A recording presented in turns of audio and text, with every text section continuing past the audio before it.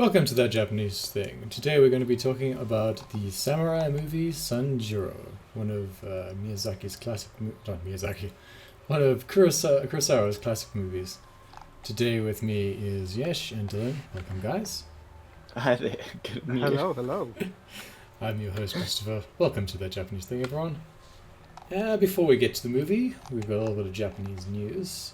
I'll let Dylan start us off with that today. Okay. So, a team of researchers are submitting their application for ethics approval for the first uterus transplant that's ever happened in Japan. It's not the first uterus transplant in the world. That title goes to Sweden in 2014. But it is a thing that's a sort of a recent medical Yeah, cool. intervention that's become popular. Probably So important. yeah, the approval is for 3 test cases. These are women in the age range between 20 and 30, who for various reasons, unfortunately, do not have viable uteruses for giving birth. So the whole plan is to do in vitro fertilization with their eggs and then transplant the uterus. If that's going well, then they can put the baby in and hopefully have some success. So these kinds of procedures have about a 50. So from what I can see from the numbers, they've got about a 50% success rate in terms of birthing healthy babies. Yeah. So yeah. Anything else, Dylan? That's it for me. All right. Yesh, what do you have? Sure, I have 2 stories today. The first of which is that Japan's electric production companies are currently under investigation and being fined for monopolization and antitrust law violations. In the early 2000s, it was discovered that the price of electricity in Japan was going up faster than it was going up in the rest of the world.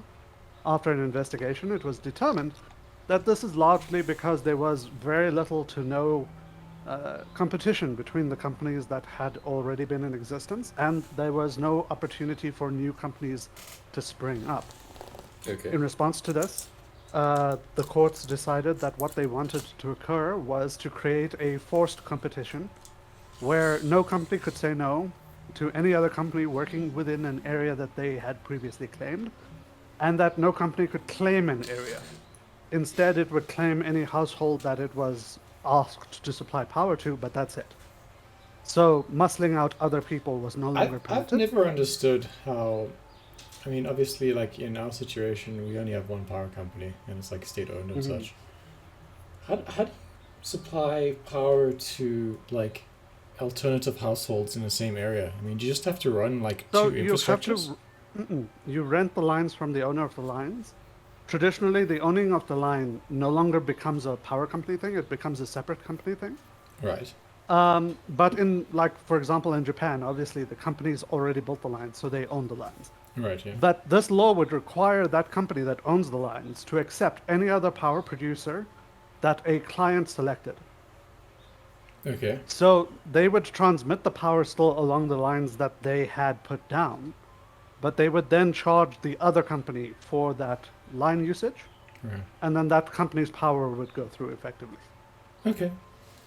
Sounds. So basically, they transfer produced power to each other without like making new connections to new power plants. Learn something every So, day. Seems complicated and maybe like a well, the weird problem is if you system. don't do that, you end up with no competition, and then the power company gets to decide how livable your area is. Yeah. Because if they go, I want to charge this amount, and you say no, welcome to having no power. No. Mm. So No, this I law was. understand. I think it's a good solution. Mhm. I wish we So had something like basically, that. no one could claim an area, even if they put down the wiring for that area.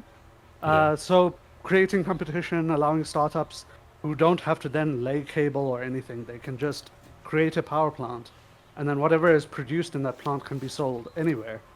I do because the think infrastructure is there. I do think Japan has a predilection to monopolies, so it's good that the It government does. is doing something about that. Especially because any kind of change is like heresy. Yeah. So, what has been discovered after investigations for, I think they say they've been investigating for 2 years, but it could be a longer investigation. After the investigation completed, apparently this last 2 years of investigation, they've discovered that these companies basically met away from any kind of regulating body and decided not to compete with each other. So the law exists that anyone could get power from anywhere, but they would deny any clients that came to them from anywhere that wasn't their zone. Yeah. No, that's just cheating, really, isn't it? Literally antitrust. Yeah. So if an IPP, an independent power producer, started to come up, it could work, kind of. But these companies that own the infrastructure and were there before would just never go into the other guys' areas, which completely defeated the purpose of attempting to create this competition. I wonder how serious an antitrust issue has to be before the government does something about it, right? So it's a difficult one, because if you get too aggressive about antitrust, you're also damaging the willingness of companies to try and develop. Yeah. Because as a company becomes bigger, it's naturally going to run across becoming a monopoly. And you also want to encourage companies to be able to work with each other, I suppose, as well. Precisely. Yeah. So you can't have regulators in every meeting for every intercompany meeting. But on the other side of the coin, like literally this law was drafted specifically to create competition, specifically to keep power prices down. Yeah. And this specifically goes against that law.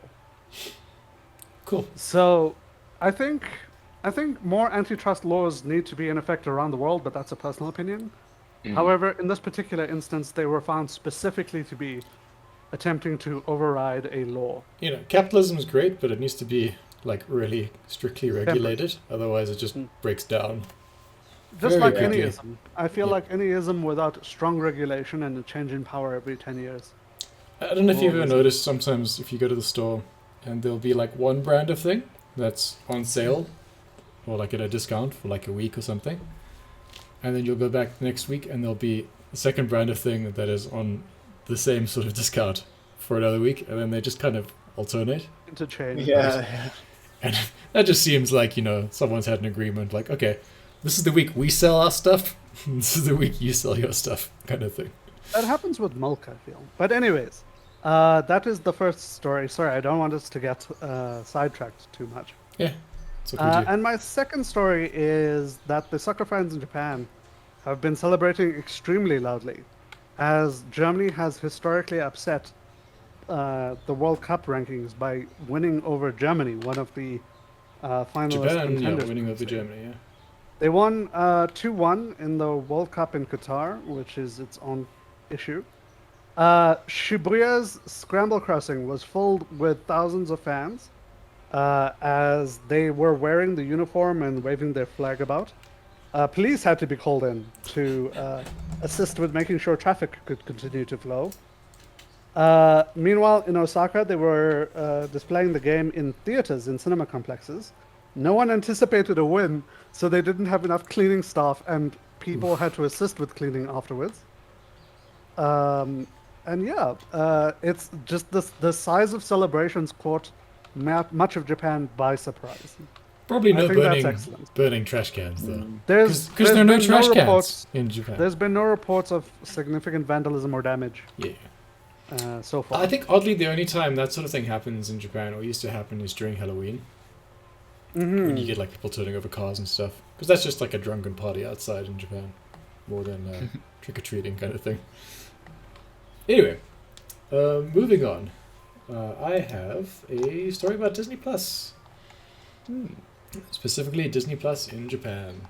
And Disney Plus is doing okay in Japan. It's slowly sort of making headway. It's not very big. It's not Netflix big, it's not Amazon big. And those are the two big ones really in Japan, besides some other Japanese streaming services like Nico Nico and some Tokyo Plus? I can't remember the name right now. Tokyo TV maybe. Hulu's also I think Hulu's like third place in Japan. But we've discovered something interesting about people who watch online streaming in Japan.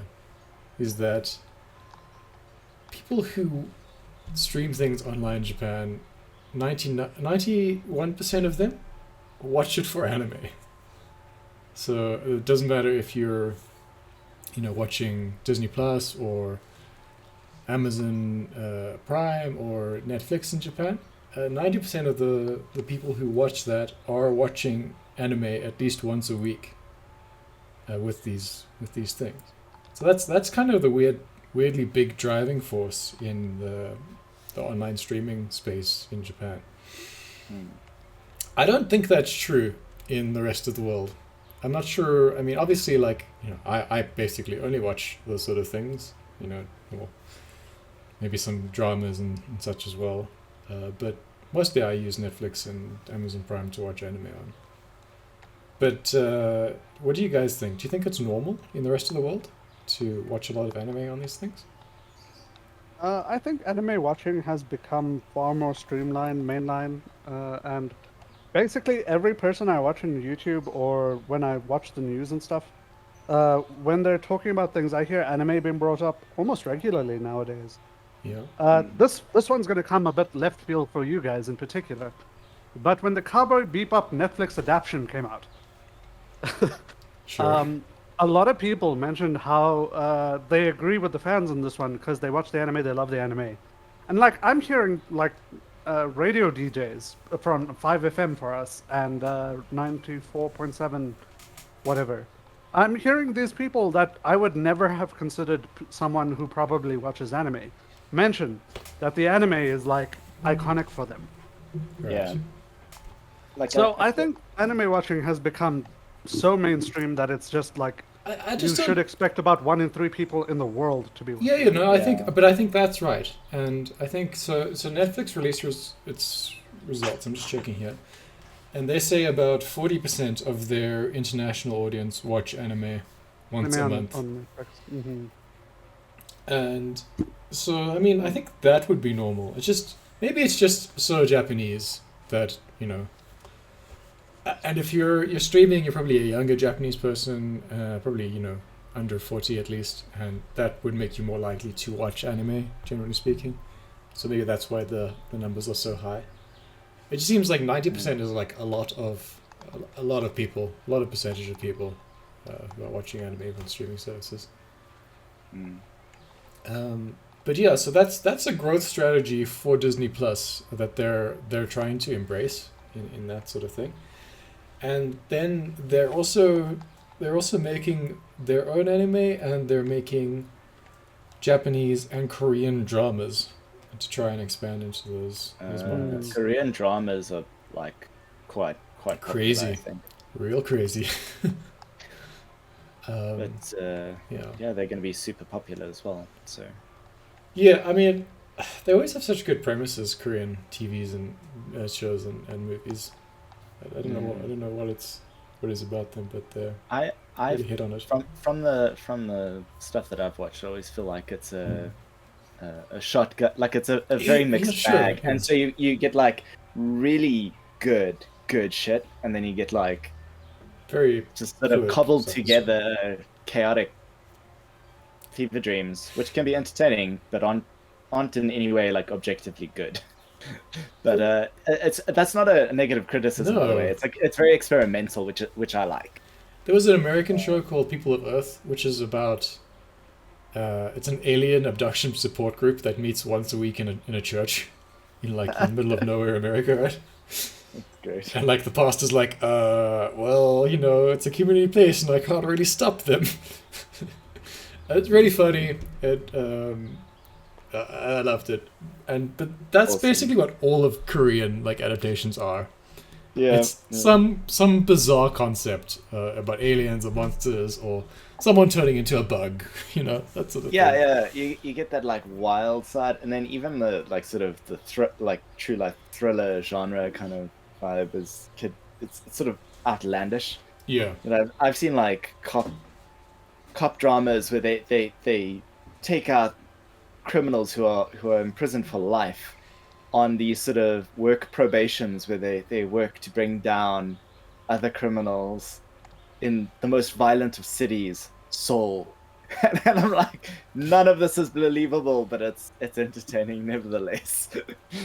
And Japanese TV is not quite as crazy, I think. It's still weird, but it feels like the Korean ones just feel that I bet they don't have a higher budget, but it kind of feels like they do, or like they're more ambitious with what they think they can do.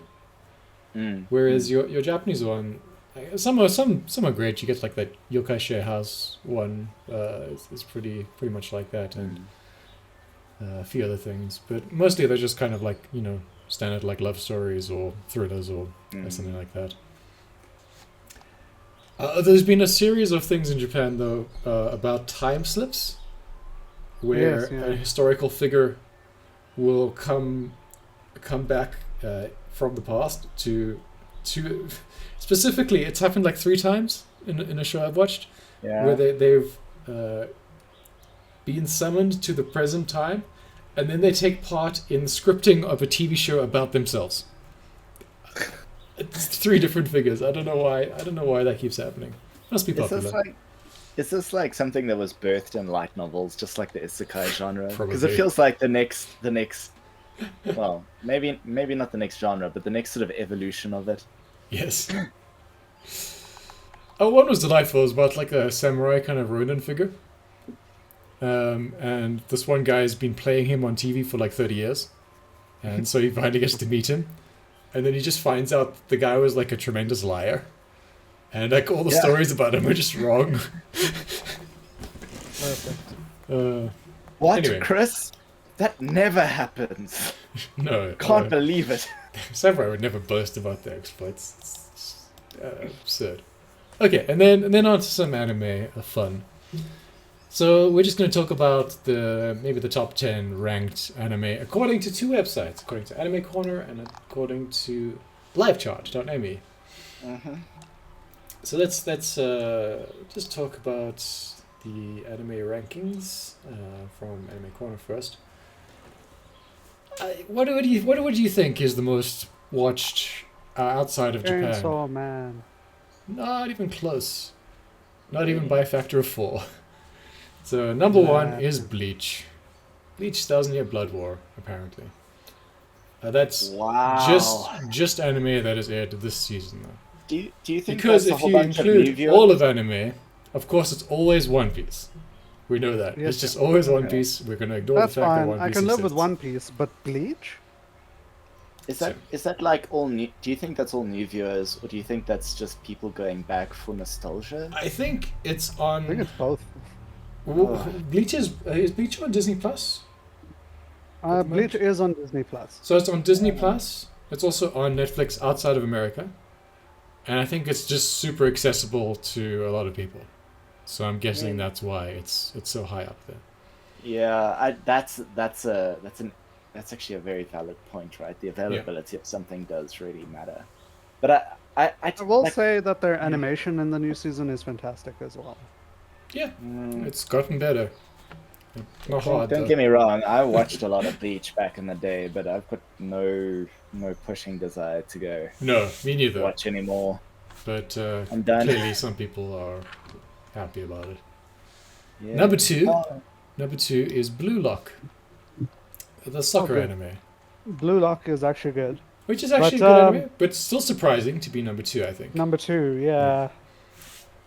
I mean, soccer's super popular, so I mean, it's not necessarily surprising. And it's Probably literally a World Cup month, so... literally a World Cup month. What you're probably also getting is just people who don't normally watch anime watching Blue Lock. Because a lot of people who don't usually watch anime often watch sports anime as like just a guilty pleasure sort of thing. I will not begrudge people watching Blue Lock. It's actually good. Yeah.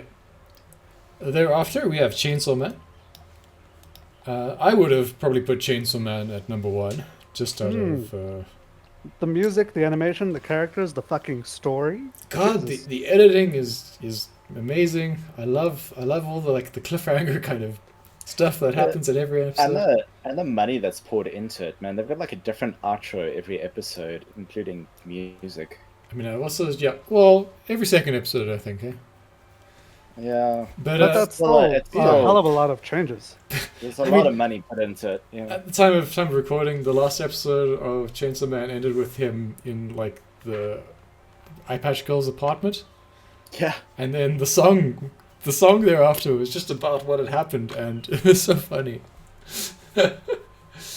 Everything, Yeah, the visuals. Oh my word. yeah, No. the words in the song were just a play on the word, like, ghetto vomit, right? Oh, Uh, yeah. It's oh, so tough. It's dear so God. tough. Oh, that's such a weird show. I love it so much. I love how like he's got that flashback to like the rats. Like at his lowest point. It's so funny how they do. Like it's actually quite clever how they Yeah. roll this in because at his lowest point, he's like, "Oh, at least I'm not there. I'd Yes. never do that." And now that he's like really starting to make headway in his life and make progress, he's right there with the rats still.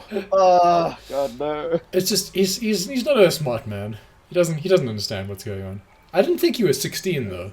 I didn't pick up on that earlier. Yeah. So that adds a another weird dimension to the show, which is amazing. Does explain why his view is so short. Yes, yeah. I mean, pretty much he was on the road to die within a year, so this is all bonus material for him at this point. Yeah. Yeah. Okay, after the that we extra have My Hero Academia, season 6. I kind of feel it's surprising it's still this high up there. But that being Has said, a it's significant not following. It's not Even that if high. those people even if the people are disappointed in it, there's a lot of people who have investment Yeah. in it and want to see the end. But back in season 1, 2, or 3, this would have for sure been number 1. So it Yeah, shows that absolutely. something has kind of gone wrong. Surprisingly, number 6, More Than a Married Couple But Not Lovers, Oh, at 4.6% of the share. Not bad at all. I did say that it was actually a good anime. Yeah, a Yash while likes ago. this one quite a lot. I'm not so sure about it, but It's certainly not an interesting anime in that something happens all the time, but it's one of those slice of life fluff things that's actually quite good. Yeah. Remember, I liked Tanaka is Always Listless, that so was also great. this is kind of like Tanaka is Always Listless to me. Margin of error thereafter is Bocce the Rock, which I like a lot. About like such a socially awkward person Trying to become a drummer, trying to become a guitarist, yeah. a guitarist. Sorry. And so in the latest episode, she has her friends over to her house for the first time ever, and she has no idea how to socialize with people. So she hires someone to make like a giant banner to go across the front of her house, welcoming them. But she does it in such a weird way. The banner reads "Zip Tie Party, Embrace Your Happiness" or something. Don't know what that really was supposed to achieve. And then she has like a little disco set up in her room, and it's just like 3 people. Yeah. I'd recommend this show. It's fun. There's a lots of awkwardness in it, but it's well done. Yeah, for sure. Number 8, Spy X Family. Super Part good. 2. Super duper good, in fact. I'm enjoying getting to know the characters a little bit more, I think, in this one. See, it's very easy to find Anya irritating in the first 6 episodes, I feel. Yeah. But once a character develops, she goes from irritating to lovable real fast. I think it didn't quite click with me in the first season just how there's an intelligence disparity between the family members. Yes, yeah. So Yep, Lloyd because is Yor Lloyd is also. yeah, Yor is dumb. Anya is similarly not smart. Lloyd is really intelligent. Also, the feel brother like- is super smart as well. I feel like Anya's lack of attachment to reality is because she's always seeing what everyone's imagining. That's true as well. Yeah. So I kind of feel like she has trouble seeing what's real and what's in someone's head. So she's Like she can't separate it. shadowing her dad at work, and she can't tell. God, the report she gave at class. She can't tell what's real and what he's thinking, right? Because she's not looking at him while he's speaking. So she hears his thoughts and writes those down, and she hears what he's saying and then writes that down as well. Yeah, that was pretty funny. But yeah, But agree we're with this. also on a crash course with Lloyd's history. I think in about 3 episodes we'll be there, which might be a problem because the season could end before we get into that arc, which would be Yeah. very sad, in my opinion. But Spy X Family, the adaptation, is going as well as Mob Psycho's adaptation, in my opinion. They are And staying true to the manga and they are pouring budget in. Mob Psycho is the next one on the list. That's Excellent. 4%. Mob Although Psycho has been the fact amazing. that it is so low is a crime. Yeah, no, I Bear in agree. mind, this is just a random poll on the internet. I know, I understand, but I still will then be offended. I do feel that it's a little niche, not like terribly niche, but a little niche. Like, Understandable. you know, I mean, we've spoken about this before, right? The animation style is not conventional. It's Precisely. amazing. It's like I've grown to love it so much. You know, the Technicolor boom that it has when it needs is amazing. But it's not what I think a lot of people look for in their, you know, mundane uwu style that they're looking for. It also suffers from a secondary problem, where if you watch the first episodes of any season, it feels like an action shonen, and then it meanders off into a life story. And that life Yeah, story yeah. is super deep, and the characters are super incredible and everything, but 100%. it Yeah. sells itself incorrectly, in my opinion. But you know, it also just sort of depends. I think basically on what the thumbnail looks like sometimes as to what's popular and what's not. Because Also reincarnated as a sword is number 10. Whoa, pause. Right. Are you telling me that Reincarnated as a Sword is the one next to Mob Psycho? We're next to Mob Psycho, above Iramakun, above Usaki-chan, above Maid War, above I'm the Villainess, above Urusei Yatsura, and so many others that deserve to be above Gundam. think Gundam, that's actually Gundam is number depressing. 29 on this list. Jeez, that's low. Right. Yeah. Just as a reminder, some people see the word Gundam and write off the anime completely. They I won't even look at understand that, That's true. That's true. Yeah. but 29. it. I know, but like I'm saying, in anime circles, a lot of people view the word Gundam as a theme, and they will just never, they will never open Yeah. it. They'll never give it a chance. I think maybe to give them their due, it can be exhausting to not know if you need to know all about the rest of Gundam to get in order into to a watch a series. series. And Mm, I Gundam, mean- the Gundam doesn't do itself any favors by not explaining that. Like this is a different world. You don't need to know anything about Gundam to watch this. I just want to say to two sides this. If I see Love Live at the beginning of an anime title, I also just immediately write it off. Me too. So Do you know what's funny about that?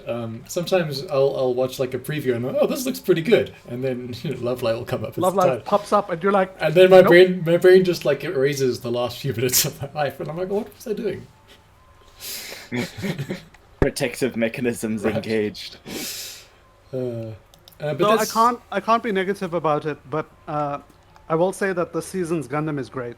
But sorry, you were saying Reincarnated as a Sword is number 10. yes, yeah. I haven't watched a single episode because I read the manga and I hated it, so I stopped. Right.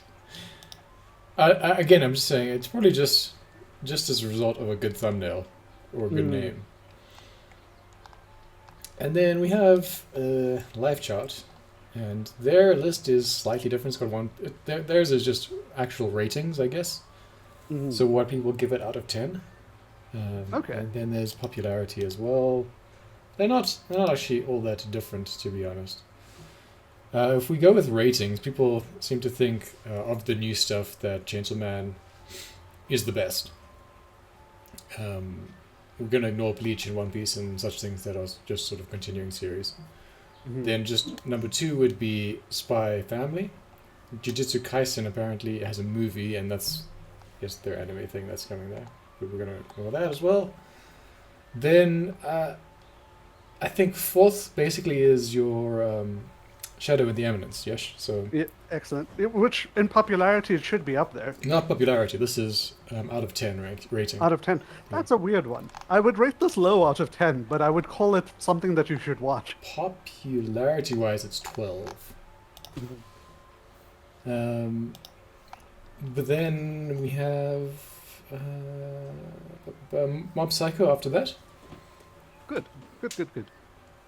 Boku no Hero, Blue Lock, and Isekai Yes. Oji-san, which is actually back. Yes, it is actually starting to air I again, watched which is the great news. episode yesterday, and yeah, it kind of Depressed feels me, weird Chris. to have Where taken is- like a good old month and a half break from it, but yeah. Where is Iruma-kun on that popularity ranking thing that you were just looking at? On popularity, let me just go to popularity. Still scrolling. No. It's not on here. Of course it's not. Yes. I cannot stand that because it has crayon-locked drawing, it doesn't appeal to some people. Right. And like, I get that taste matters and all of that. I do. It's just, it hurts me in my soul when something that's doing something so well does badly. Yeah. Anyway, that's the anime rankings, and now into our samurai movie, Samurai. Sanjuro, which is a made-up name about a made-up guy who is pretending to be a samurai. Well, he's not really pretending to be a samurai, but he's a ronin. Mm-hmm. So this is the second in the series. The first one was Yojimbo. And Yes. Sanjuro's name was just... he looked out the window and he saw some trees. One of them was a Tsubaki tree. And it looked about 30 years old. So Tsubaki is his first name. Sanjuro means 30-year-old. So it's a 30-year-old Tsubaki tree. 30-year-old camellia. That's how he very got his funny. name. Yeah, I mean it's like a classic comedy trope, right? Like someone asks the person for a detail, he has to quickly make it up. He looks outside for the nearest thing, and then Yes. that's the name. It's not necessarily a comedy, I would say. It's a kind of an action-y thing, but it has a lot of Yeah. humor in it. Yeah, it's very comedic for an action. Yeah, I mean it's technically a Jidai Geki, right? The Yeah. genre would be that, but yeah. it can cover a lot of things. So if you want to go watch our previous one, I'll probably put a link in the description to the first in the series. But this is one of Akira Kurosawa's classic films. Mm. And what is it about, Dylan? It's about our favorite hustling Ronin who he's quite Machiavellian, but in a somewhat more benign way. Like I want to say benign, but people definitely die. It's just that they're it's not like evil as we would kind of understand it. Yeah, Anyway, he's not he met Vegeta the- per se, but he's Uh, he's not super good either. Yeah, in the previous one, he kind of worked two sort of bad syndicates against one another. In this one, there's more of a classical good and an evil element to it. Like there are bad guys that are trying to subvert the normal sort of political status by falsely accusing a chamberlain of treason, essentially. Yeah. Kidnapping him and trying to get him to write a confession. And the old retainer of the Chamberlain, who originally was sort of taken in by this ruse,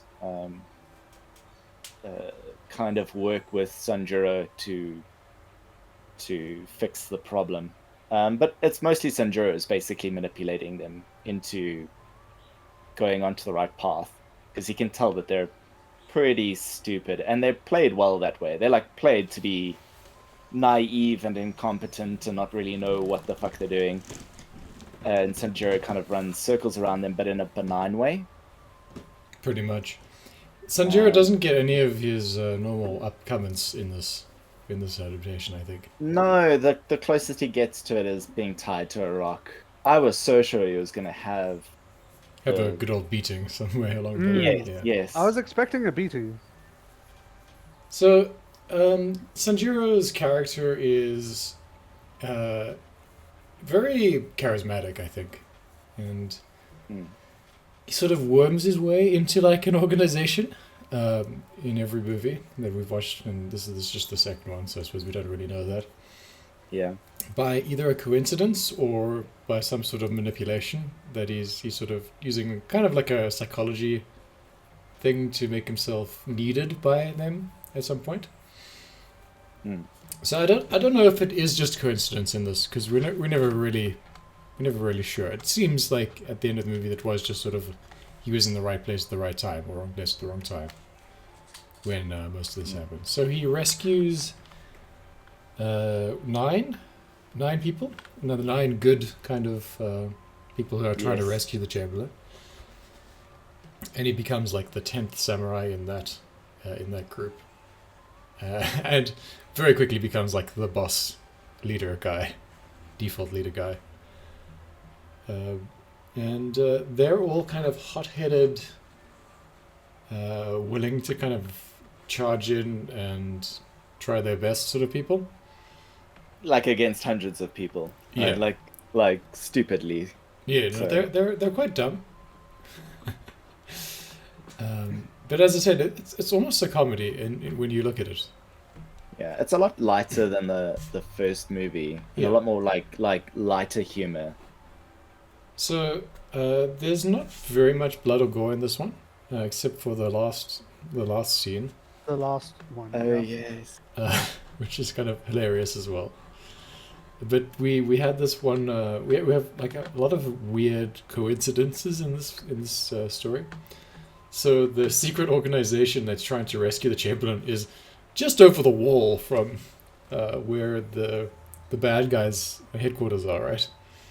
Mm. I mean, literally they're separated by a few bricks, and there's even a shared stream in the backyard that they used in the plot later in the story to send a signal about a rescue sort of thing. So you have just these like series of kind of funny coincidences, and Sanjuro's sort of character kind of is a little bit more developed in this, and we kind of get, we know what he's gonna do in some places.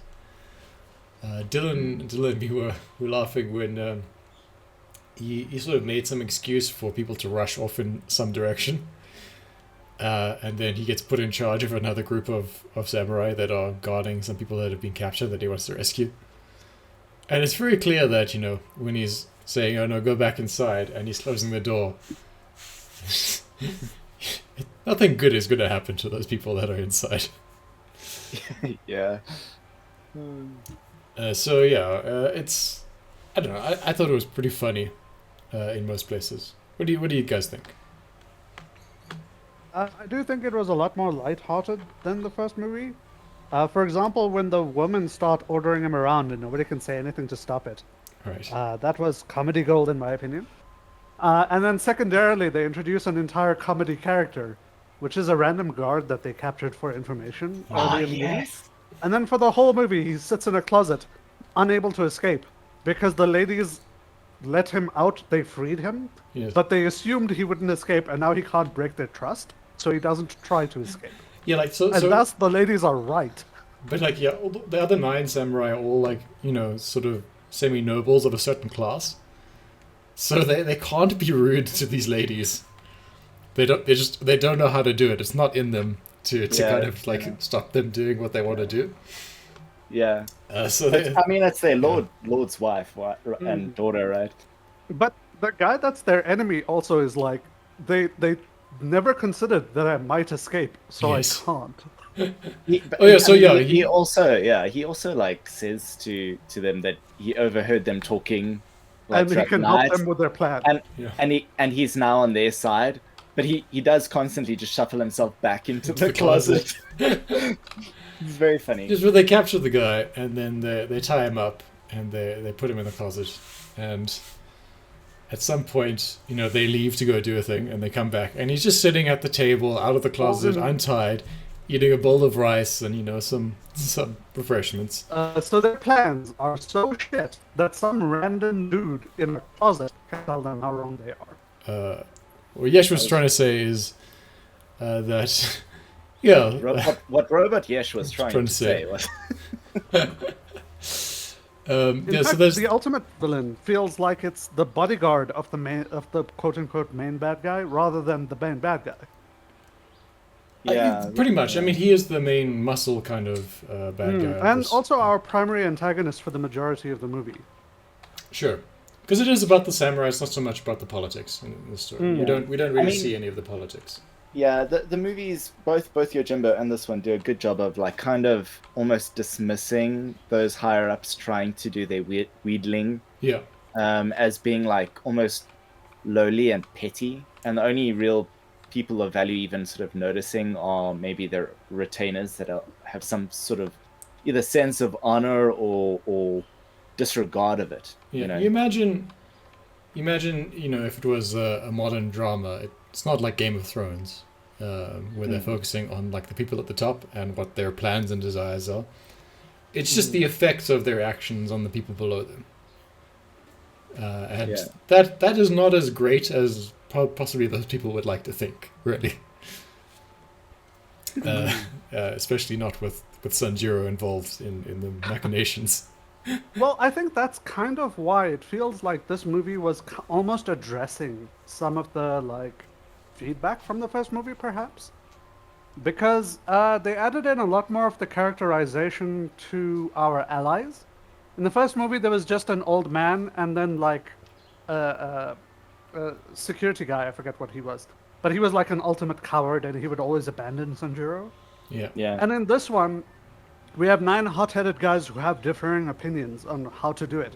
And eventually one of them is like, I don't care. I'm going to trust this man with my life. He saved me twice. I will trust him no matter what. And then on the other side, there's always the guy that goes, this idiot wants to blink twice before he acts. I don't even breathe before I act. I am only action. But it's just as Yash says with the captured prisoner, because everyone's a samurai and they have like certain expectations, and it's trying to give you that period feeling of like these are honorable people. So the prisoner, even though he's a samurai, he doesn't escape because he thinks it's unfair that the landlady let him go. So he waits for the rest of the samurai to get back so they can tie him up again. Because he thinks it would be unfair if he just left. She let him go to help him. He can't escape now. Right? That would be so rude. and yeah, but I do think each of them those has elements- like different elements of that traditional kind of hot-headed samurai thing about Super them. hot-headed samurai. But like without experience as well, because they never consider what effect their actions will have ever. Yeah. And there's some points where Sanjuro has to kill a bunch of people because of those actions, and he's always very very angry at them for making him do something like that. it's kind of interesting because if you look at I feel like this is kind of done on purpose in terms of the writing. In the first movie, he very casually like annihilates people. In fact, he does so as a show in the beginning of the movie. Like he kind of walks up, provokes people, and then just butchers 2 of them in front of everyone. In this film, they start off with like a little bit of big talk from him being completely chided down by one of the noble ladies. Yeah. And the actor Toshiro Mifune does a very good job of playing like this sort of level of discomfort when it comes to being in the presence of these ladies. He's like constantly like scratching his neck and looking awkward and walking around, and they're kind of cramping his style, but he still can't sort of shirk that. And when they chided him for being so violent in the beginning, it kind of set the mood that he would later like he constantly doesn't really want to kill people throughout this movie, which is a very sort of different tone to the last one, a much sort of lighter tone.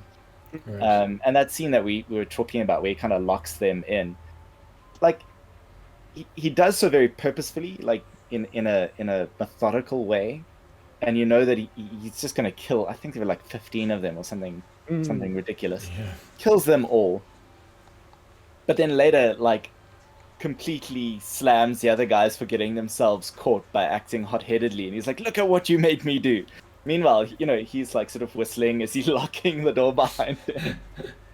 I do want to point out one other scene. Sorry, you just reminded me of it. If it feels like the women are just there for comedy relief as well, it turns like every time they do something, the movie makes them correct.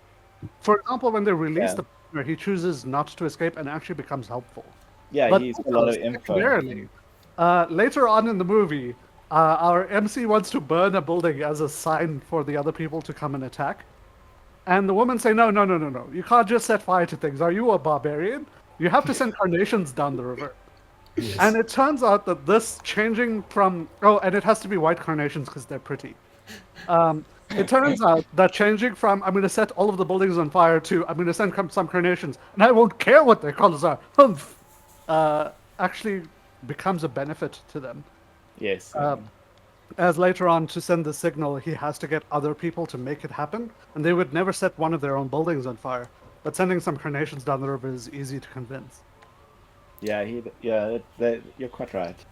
That I is also what think meant to- in the first movie, Sanjuro's after money, which he gets, right? Yeah. And so this time around, he doesn't really need the money per se. So he's more interested in kind of just maybe not doing the right thing, but not doing terrible things anymore. Yeah, right? there's kind of a sense like he's doing this for the justice of it element. Yeah. I mean, Definitely. I constantly thought from like the first movie, he constantly haggles up his rate between the two groups, right? Trying to get a better deal and get more money as he goes along.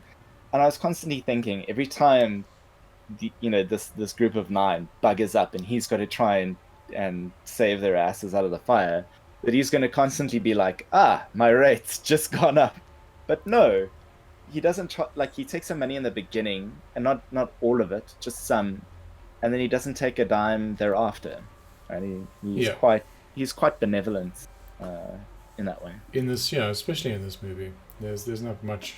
He took what he thought he could use, right? Yeah. For the service, and then he stopped. Yeah, he's a lot more generous in this film. So there's definitely that element of justice preservation to him. Is there a third one in this series? I need to look it up. I suspect there. So in terms of the Kurosawa films, there's another one that I want us to watch, but it's not. I don't think it's the third one in the series. I think it's the standalone, which is Redbeard, which is another famous samurai film. Right. Interestingly, I'd have to look. the actor of Sanjuro, Toshiro Mifune, was offered the role of Darth Vader by wow. George Lucas, which he turned down. Nice. That would have been interesting. I probably would have still been a James Earl Jones voice, I imagine. Yes, yeah. I was going to say, they just wanted someone tall for the suit. Although, I do believe that... But George Lucas loved these movies, so that's probably why. Why that was. Lightsabers were supposed to be a little bit like katanas in a way. So Yeah. someone who can handle it better would have been interesting. I mean, But then Obi-Wan would have still been an old man who would just tap. Tap tap, right? Well, when you see the fight in episode Episode 1, yeah. 3, Sorry, 4. Yeah, New Hope. in episode 4, it's real slow. No, there's some old man fighting in there for sure. Mm. And I don't know. It would have been a nice little nod to some things, I guess. Yeah, I mean these are some of the films that heavily inspired a lot of elements within Star Wars. Just we didn't speak much about this, but the actor is like really suited for the role. Yeah, I mean, Absolutely. like handsome guy, but charismatic, rough and like grizzled. big, just also big, right? Yeah, I mean, you can never tell the height of someone just by looking up how tall they are online, because it's always a lie. Like Hollywood people are always like 6 inches taller than they actually are in real life if you look up their profiles. But he looks like a big guy compared to the rest of the cast. yeah, it does. Really muscular and such. He was also a sergeant in the army Okay. during World War II. And Sure. I wonder what he did.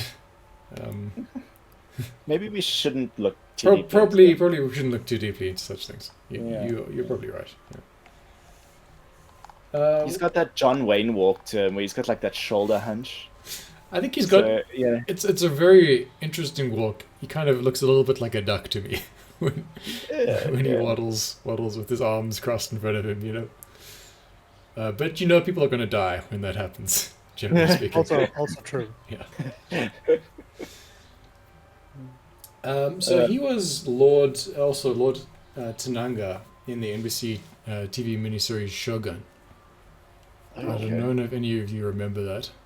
No, I That's a don't. long time ago. Long, no, I mean, well, it's a very old thing. So it's based off a James Clavell novel with the same name, and it used to be like quite a popular kind of thing to know about. Just I guess that was when you didn't have as much access to Japanese culture in general. Mm. But yeah, so he's done some work in Hollywood as well. It seems. Mm. Anything else? I about him? Not have really. I Yeah. have a tidbit, which is so not specific to the character or the actor. Yeah. Um, did you guys know this is the origin movie for the sort of prolific gore that samurai films after this take on? Like the huge blood sprays. But that's what we're going to speak about as well. There's only one Yeah. huge blood spray in this one here. Yeah. So like Very for all the subdued. rest, there's no blood whatsoever. Like there's the shimmer of the sword, the classic sort of dramatic like collapse, Yeah. and then no movement right thereafter. So the person dies instantly, but in a dramatic way.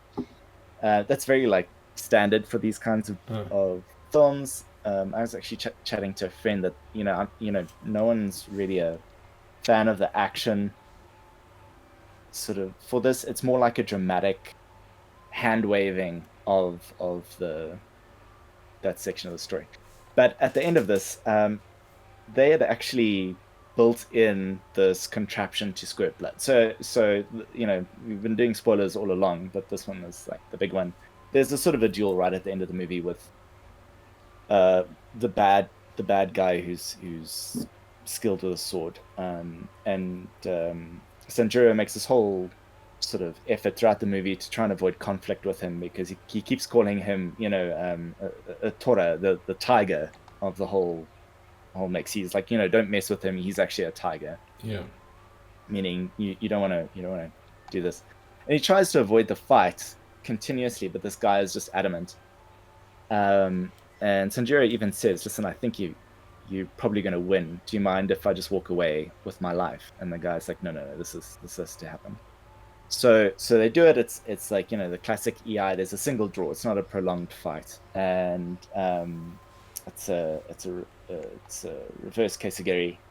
Gyaku Kesagiri. The guy cuts him diagonally across the chest, and there is just about like four. In fact, it's exactly 4.4 liters or 4.5 liters of blood that just springs up into the air from this guy's chest wound. The blood pressure that man must have had at that moment. The blood pressure that man must have had, considering we only have like so much. But that actually came from a malfunction of the equipment. They had intended for it to kind of just keep squirting at a constant rate, and they'd put about 4.5 liters of this stuff in there, but it blew a coupling, and it all just ejected at the same time.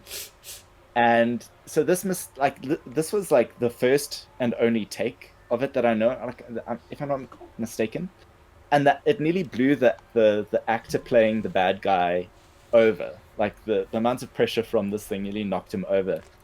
But he battled through it to finish the scene. Yeah. And they ended up using that take.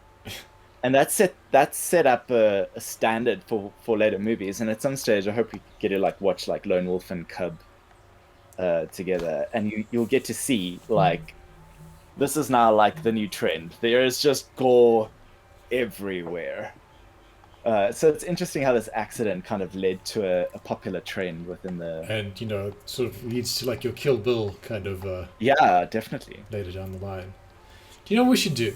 Because Kurosawa has made a lot of films which are directly responsible for other films. Yeah. We should watch the ones that are responsible for Star Wars. So we should watch Hidden Fortress.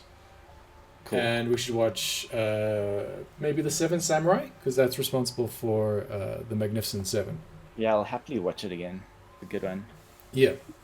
And we should maybe then we can do like a comparison between maybe like the Western adaptation of the Japanese film. Yeah, That would we be might pretty have good. to watch Star Wars again. It's been a few years. I've watched it many times, but Do you know what I do have? I've got a box set of the original Japanese Star Wars.